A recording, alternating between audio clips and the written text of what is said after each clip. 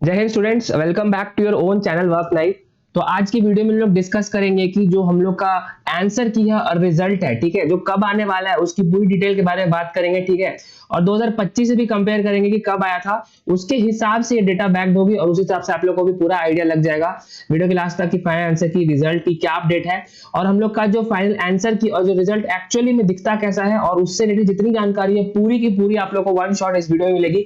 तो अगर आप लोग चैनल पे न्यू हो तो जल्दी से सब्सक्राइब कर दो, यही मौका है, ठीक है। और उसके बाद जितने सारे अपडेट्स है आप लोग को आराम से मिल सके, ठीक है। तो हम लोग वीडियो स्टार्ट करते हैं जेईई मेंस 2026 के बारे में। तो जैसा कि आपको पता है गाइस कि हम लोग का दोनों सेशन का सेशन 1 हो या सेशन 2 हो, ठीक है, 1 या 2 दोनों के दोनों एग्जाम्स हो चुके हैं। एनीवे हम लोग सेशन 2 की बात कर रहे हैं। तो 2 से 8 अप्रैल हम लोग का एग्जामिनेशन था, कंक्लूड हो चुका है, डन हो चुका है।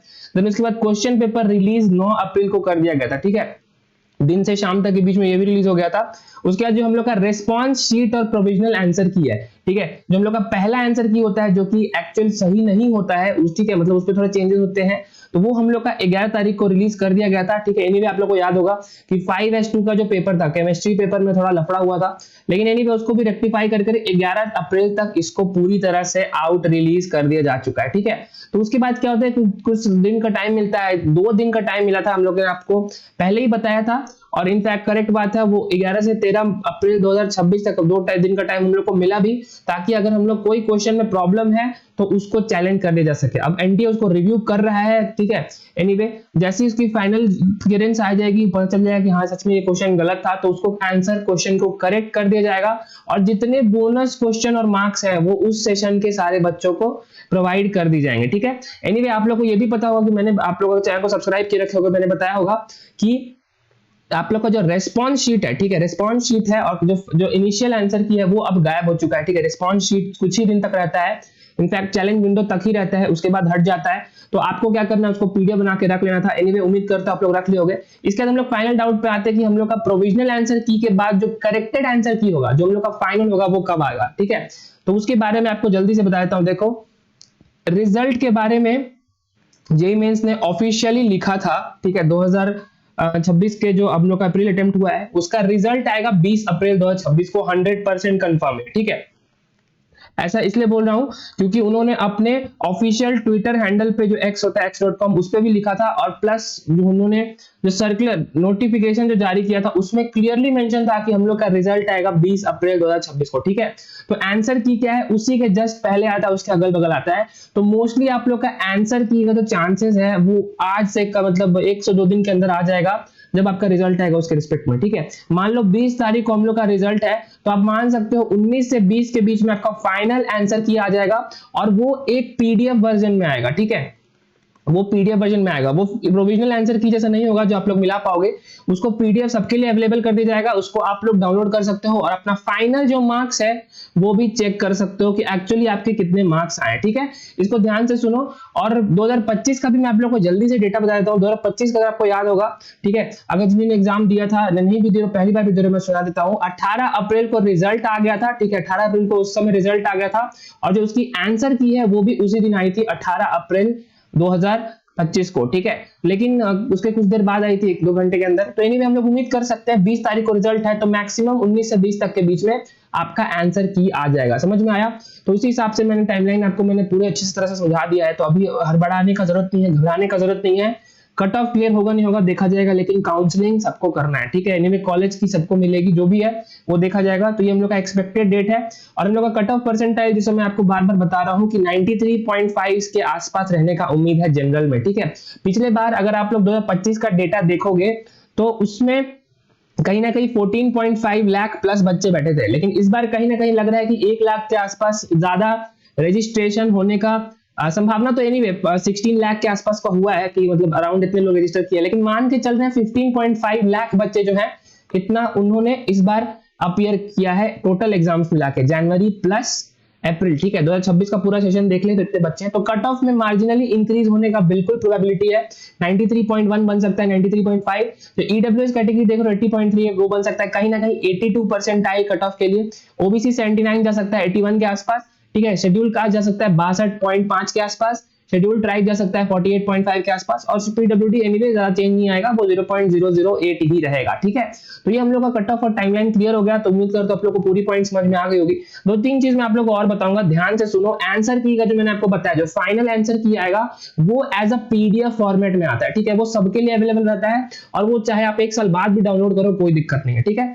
एनीवे उसमें आप लोग का जो रिस्पॉन्स की रहेगा, उससे आप अपना जो आपका क्वेश्चन देखोगे, क्वेश्चन आईडी, फिर उससे अपना एक्चुअल आंसर मिला सकते हो, ठीक है। जैसे मान लो 6034213061 है, सपोज ये मान लो आपको ऑप्शन बी है, ठीक है। आपको चेक करना पड़ेगा आपको ऑप्शन बी क्या था, तो वो सही है हम लोग का एक्चुअल आंसर में। लेकिन मान लो आपने अटेम्प्ट किया बी ही अटेम्प्ट किया, तो आपको +4 मिल जाएंगे ऑब्वियसली, तो आप यहां से मिला सकते हो। तो एक आपका सही हो गया, ठीक है, दूसरा भी सही होगा, तीसरा सही होगा। मान लो चौथा गलत हो जाता है, तो मान लो ये ऑप्शन बी है और आपने एक्चुअली सी भरा, तो आपका माइनस हो जाएगा, ठीक है, -1 ऐसा बन जाएगा। तो ऐसी पूरी डिस्कशन पॉसिबल है। तो ये आप तीनों सब्जेक्ट के लिए देख सकते हो, मैथमेटिक्स के लिए, फिजिक्स के लिए और केमिस्ट्री के लिए, ठीक है, क्लियर। इसमें 1-2-3 पॉइंट और है, आप लोग यहाँ पे आराम से देख सकते हो, ठीक है। ये बहुत लंबा पीडीएफ होता है, आई थिंक 19-20 पेजेस का पीडीएफ होता है, जहाँ पे सारे सेशंस के आपको मिल जाएंगे। जैसे एग्जाम डेट में आपका कौन सा दिन एग्जाम पड़ा था और आपका कौन सा शिफ्ट पड़ा था। मान लो किसी का लेट से 2S2 है, ठीक है, मतलब हम लोग के इनफैक्ट एग्जामिनेशन में 2026 के एग्जामिनेशन में 2S2, तो आपको स्क्रॉल करना है 2S2 वाले पेज पे।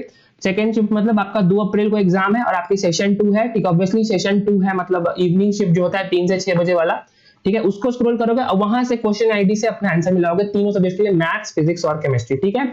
Is it very clear with you? Alright, then एक पॉइंट और मैं बोलूंगा कि ये ध्यान और देना कि ये प्लेस डोमेस्टिक भी है, इसको भी चेक करना है, ठीक है। डोमेस्टिक को चेक करना है, क्योंकि आपको पता है कि एग्जाम 2 जगह कंडक्ट हुआ है, भारत में भी हुआ है, भारत के बाहर भी हुआ है।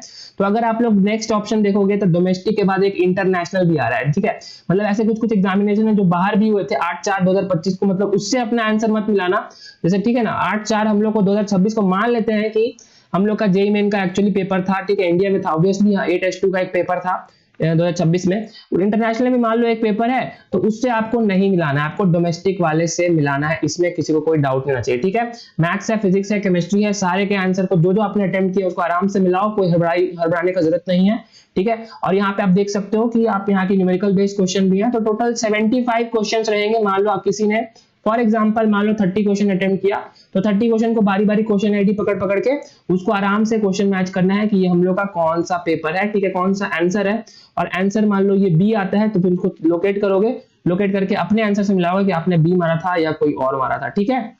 Is it very clear? Alright, that's it for this short video. I think आप लोग को समझ में आ गया होगा। फाइनल पॉइंट ये है कि रिजल्ट जो स्कोर कार्ड है, जो मैं उम्मीद कर रहा हूं कि 20 तारीख को आ जाएगा, 20/4/2026 को, वो कुछ ऐसा दिखता है, ठीक है। मैंने प्रोविजनल दिखा दिया आपको, किसी बंदे का नाम रहेगा यहाँ पे, ठीक है, एप्लीकेशन नंबर रहेगा, कैंडिडेट नेम रहेगा, आपका कौन सा नाम है, जैसे मान लो आपका नाम शुभम कुमार है फॉर एग्जाम्पल, तो यहाँ पे आराम से इसका टेक्स्ट दिखने लगेगा, फिर आपका एप्लीकेशन नंबर दिखेगा, और मान लो आपने दोनों पेपर दिया है, रोल नंबर सेशन 1 और सेशन 2 दिया है, तो दोनों का रोल नंबर यहाँ पे आपको आराम से दिख जाएगा, ठीक है। मान लो किसी ने सिर्फ सेशन 2 दिया है, तो ये डाटा फील्ड रहेगी, यहाँ पे कोई डाटा नहीं रहेगा, एंड वाइस वर्सा, ठीक है। यहाँ पे फोटो है, ये आपका यूनिक QR कोड है, ठीक है, समझ में आ रहा है। उसके बाद यहाँ पे आपको कैटेगरी दिख जाएगा, मान लो मैंने एग्जाम्पल लिया है तो OBC NCL हो, ठीक है।